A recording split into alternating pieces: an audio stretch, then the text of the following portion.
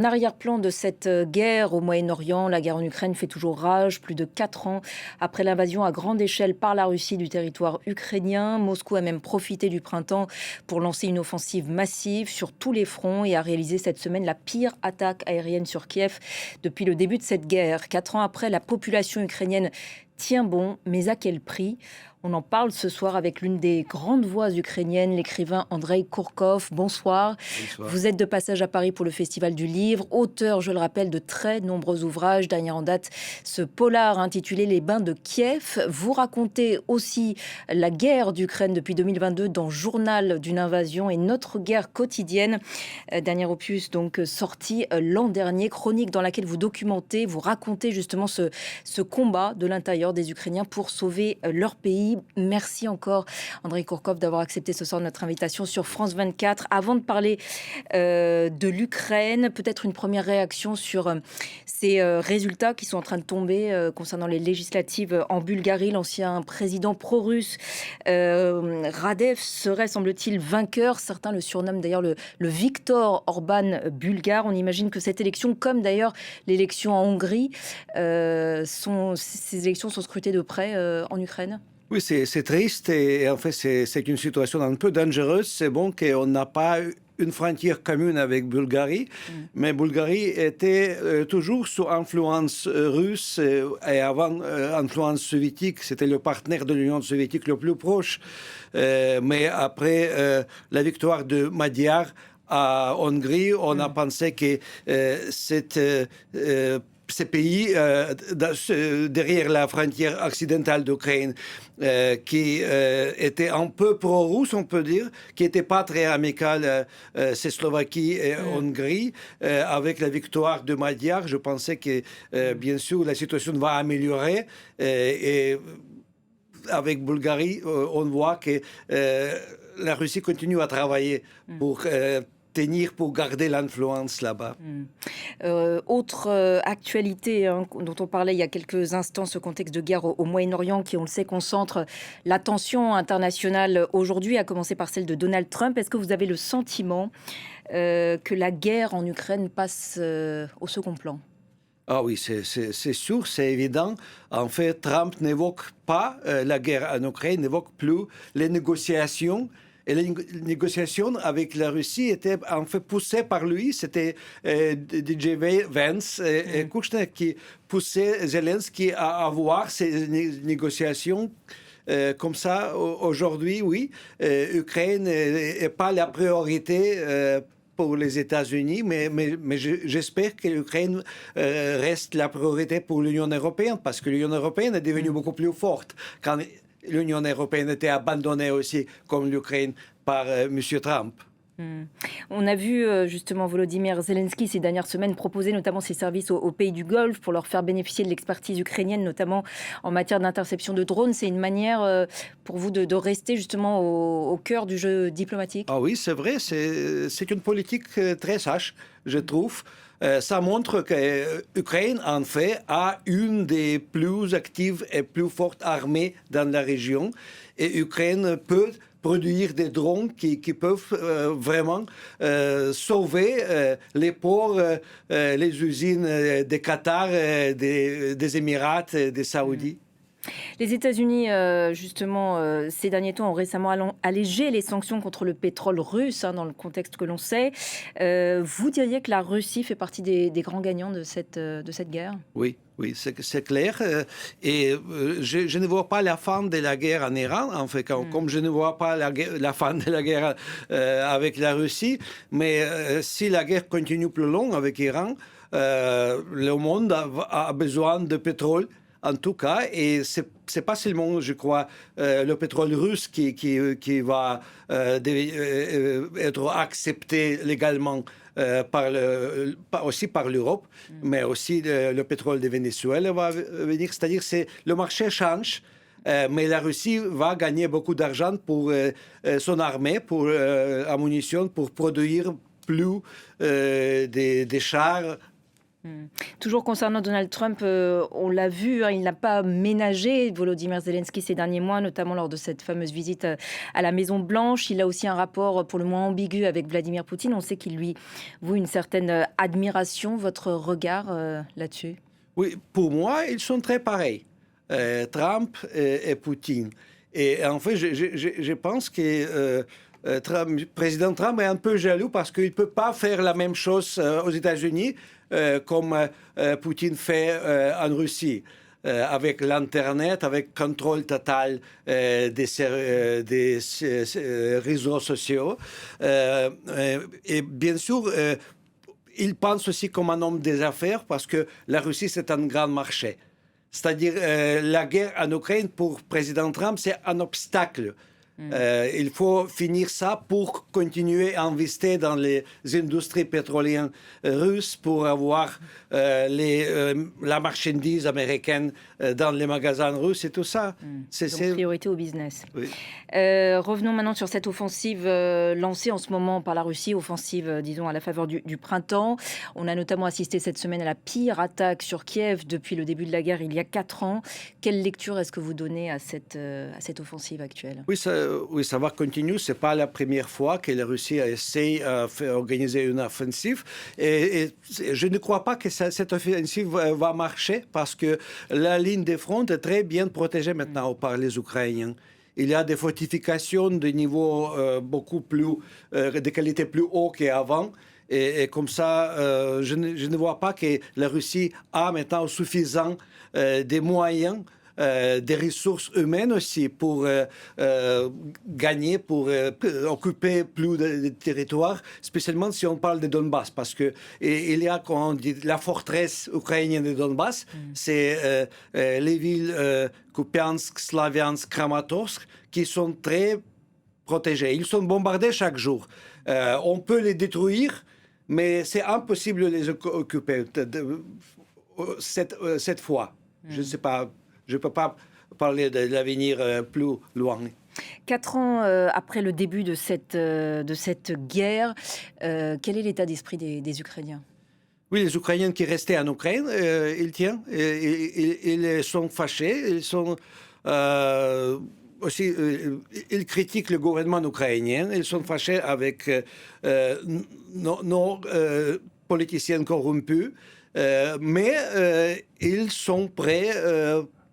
Je pense à continuer cette guerre, de continuer à défendre l'Ukraine. Quand vous dites fâché contre les politiciens ukrainiens, fâché aussi contre Volodymyr Zelensky, on sait qu'il jouissait d'une très forte popularité au début de la guerre. Qu'en est-il Il maintenant? est toujours populaire. Il y a, je crois, 50-55% de soutien.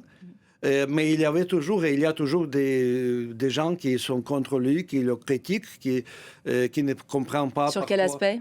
L'aspect, d'abord, son entourage qui le quittait maintenant, parce que c'est quelques personnes qui fuient le pays, qui se cachent en Israël, comme Mindic, un homme des affaires, les autres. Mais en fait, le fait qu'on a des scandales réguliers avec la corruption, ça montre que la lutte contre la corruption continue chaque jour. On sort de l'hiver. Cet hiver a été particulièrement difficile. Oui, cet hiver va rester dans l'histoire d'Ukraine comme l'hiver le plus dramatique. C'est la première fois quand on a eu des gens qui étaient morts de froid chez eux, dans les maisons. Je ne sais pas, on ne sait pas bien combien de gens étaient morts comme ça, mais il y avait des gens aussi connus comme un ancien caméraman des studios de Dovzhenko qui était mort dans un des banlieues de Kiev. Et aujourd'hui, bien sûr, c'est pas la chose à parler parce que c'est déjà le printemps, c'est presque chaud. Mais on pense beaucoup maintenant aux hivers prochains parce que c'est très facile à finir la destruction totale des systèmes de chauffage central. Et on a dans les villes partout les stations centralisées de chauffage pour tous les quartiers. C'est-à-dire que ce n'est pas beaucoup de maisons qui sont indépendantes. Vous-même, vous vivez à Kiev. Oui, nous vivons dans C'était le centre de Kiev aussi. Dans notre appartement, en janvier, dans un coin d'appartement, la température était plus 2. Et dans le plus chaud coin, c'était plus 10. Et dans ces conditions extrêmes de vie ou de survie, on garde quand même le cap. Comment est-ce que vous expliquez, disons, les ressorts de cette résistance ukrainienne? Il n'y a pas de solution parce que l'Ukraine soit va se défendre jusqu'à la fin et rester un pays européen, soit l'Ukraine va devenir une province russe comme Biélorussie, contrôlée complètement par Kremlin. Et c'est à cause de ça que les Ukrainiens comprennent qu'il n'y a pas de choix. C'est la seule chose qu'on peut faire, défendre le pays, donner l'argent, parce que c'est crowdfunding qui finance l'armée ukrainienne. 50-40% des choses sont achetées par le peuple même. Et la société civile qui est extrêmement mobilisée aussi dans cet effort de guerre. Vous dites que c'est la défense d'un territoire, mais aussi d'une culture. Oui, en fait, pour moi, cette guerre est menée sur 3 niveaux. La guerre pour le territoire ukrainien, la guerre contre l'identité ukrainienne, parce que l'identité, c'est la culture. La culture est construite avec la langue, l'histoire et la culture. Et si on détruit, et ça, en fait, la langue russe, c'est ma langue maternelle, était utilisée toujours pour détruire l'identité ukrainienne, pour russifier les Ukrainiens, parce que s'ils perdent la langue, ils perdent le lien historique et culturel avec le territoire. Comme ça, on peut prendre le territoire et faire avec ça ce que tu veux. Vous avez dit dans une interview qu'en 2023, 15 nouvelles librairies avaient ouvert à Kiev en plein bombardement. Qu'est-ce que ça dit justement des Ukrainiens? Oui, c'est aussi la résistance. C'est les jeunes qui comprennent qu'on peut perdre la culture, on peut perdre la langue, la littérature. Il y a plus que 300 poètes, écrivains, éditeurs ukrainiens qui ont été tués dans les dernières 4 ans de la guerre. Il y a beaucoup d'imprimeries détruites complètement. C'est-à-dire que la littérature est en danger. Et peut-être c'est à cause de ça, les jeunes, quand ils gagnent l'argent, ils achètent des livres aussi s'ils ne peuvent pas les lire maintenant, parce que c'est très difficile à se concentrer pendant les bombardements. Et il y a des bombardements, des alertes chaque nuit, chaque jour, partout en Ukraine. Alors votre dernier livre, justement, les Bains de Kiev, que vous promouvez d'ailleurs en ce moment au Festival du Livre de Paris, c'est un polar qui se déroule au début du XXe siècle lors de l'éphémère République populaire d'Ukraine. Vous avez d'ailleurs voulu revisionner, et c'est votre carte blanche, une tradition dans le cœur de l'info, des images d'archives justement de Kiev durant cette période. Donc on parle de 1917 à 1920. On va voir donc cette archive s'afficher à l'antenne. Voici donc pour cette image d'archive qui date, je crois, de 1919. Quel parallèle entre ce qui s'est déroulé à l'époque, durant cette République éphémère d'Ukraine, et ce qui se passe aujourd'hui? Oui, il y a des parallèles parce que, en fait, on dit toujours que c'était la guerre civile après la révolution d'octobre en Russie. Mais la guerre civile s'est passée, qu'en Russie, en Ukraine, il y avait plus que 7 armées engagées dans 2 guerres, sinon 3 guerres dans le même moment. Mais la guerre principale, c'était la guerre d'armées rouges contre l'indépendance d'Ukraine. Contre les Blancs aussi, contre les tsaristes, mais plutôt contre l'indépendance, parce qu'en 1918, l'Ukraine s'annonçait son indépendance. On a eu le Parlement ukrainien avec le président Grushevski, professeur Grushevski. Après, il y avait coup d'État ukrainien. Il était remplacé par Hetman Pavlo Skoropadsky. Après, il y avait encore un coup d'État par Simon Petliura. Il y avait vraiment une guerre civile ukrainienne, une guerre civile russe, et aussi l'armée allemande restait en Ukraine après la fin de la Première Guerre mondiale, et l'armée polonaise était présente. D'où les parallèles donc avec aujourd'hui. Vous l'avez mentionné, Alexei Kourkov, vous êtes né en Russie, à Leningrad, vous êtes russophone, vous écrivez d'ailleurs en langue russe, mais vous vivez à Kiev, si je ne me trompe pas, depuis l'âge de 2 ans. Vous êtes aujourd'hui l'une des grandes voix ukrainiennes. Comment est-ce que vous vivez cette double culture, cette Oui, dualité? c'est pas facile, mais j'ai participé dans centaines de débats avec mes amis et pas que amis. En fait, j'écris maintenant en 3 langues. À l'époque, quand j'étais adolescent, j'écrivais les poèmes en 3 langues, en russe, ukrainien et anglais. Aujourd'hui, j'écris la prose non-fiction en russe, ukrainien et anglais, mais les romans, j'écris toujours en russe, mais je ne les publie pas en russe aujourd'hui parce que le russe est devenu la langue d'ennemi.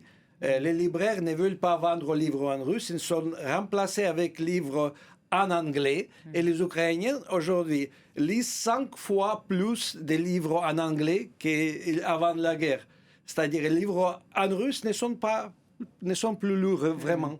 C'est la réaction émotionnelle, psychologique, et je ne crois pas que la langue russe va revenir comme une des langues des cultures ukrainiennes. Avec ça, c'est, je pense, fini.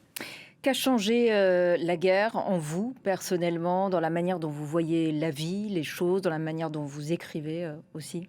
Oui, j'ai apprécié non-fiction maintenant beaucoup plus qu'avant. En fait, j'écris déjà 3 livres sur la vie pendant la guerre. Peut-être je suis plus responsable si je invente des histoires dans mes romans.